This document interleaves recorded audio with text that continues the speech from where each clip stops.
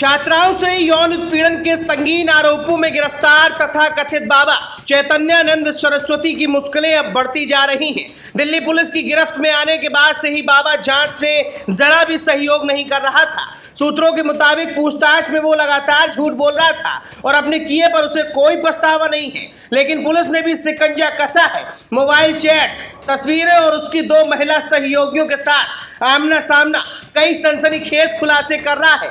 यौन उत्पीड़न के आरोपों में घिरा 62 साल का चैतन्यानंद सरस्वती दिल्ली पुलिस के सामने अब धीरे धीरे बेनकाब हो रहा है। पुलिस के मुताबिक बाबा सवालों का गोल गोल जवाब दे रहा था और जब सख्ती से उससे पूछा गया, सबूत दिखाए गए, तब उसने मुंह खोला। इसी बीच चैतन्यानंद के फर्जीवाड़े का लगातार खुलासा हो रहा है।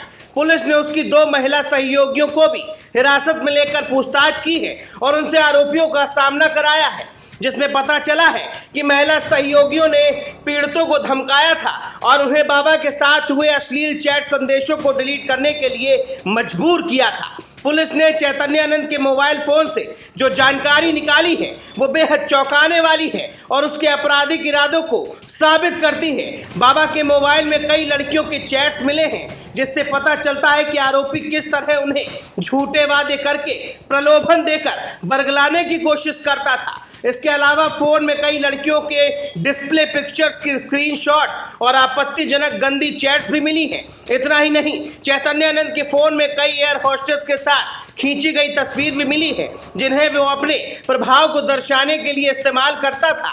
ये सभी सबूत इशारा करते हैं कि दिल्ली की एक निजी संस्थान के अध्यक्ष पद पर रहते हुए भी चैतन्यानंद सरस्वती अपने आपराधिक मंसूबों को अंजाम दे रहा था।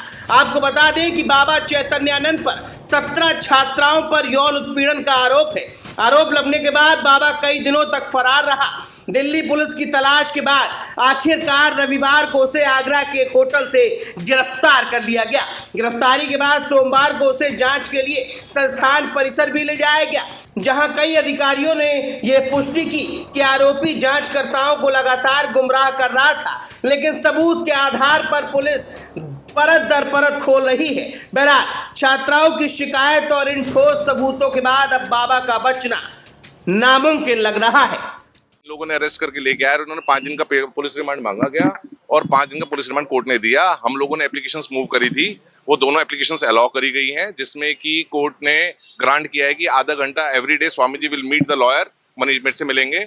और सेकेंडली एक एप्लीकेशन थी हम लोगों की जिसमें केस डायरी को काउंटर साइन जज साहब द्वारा साइन किया जाए, वो हम लोगों ने मांगा था, वो भी अलाउ किया गया। सर, दिल्ली पुलिस तो अल्टीमेटली जी बताइएगा। दिल्ली पुलिस ये कह रही है कि कई कैमरे लगे हुए थे, कई सबूत अभी Exactly. सर, कई देखिए महिलाएं हैं उनसे कन्फ्रंट करवाना है। सर मैं देखिए, ये जो बातें हैं कन्फ्रंट कराना कुछ नहीं है। ये इनका एक मकसद है कि जो इनका अपना एक ऑब्जेक्टिव है पीछे, उसको पूरा करने के लिए हरासमेंट कॉज करी जाएगी, उस चीज के लिए पीसी चाहिए। कभी भी आज तक किसी भी इस टाइप के मॉलेस्टेशन केसेस के अंदर कोई कन्फ्रंटेशन की कोई रिक्वायरमेंट नहीं होती है। Bureau report, the leader Hindi.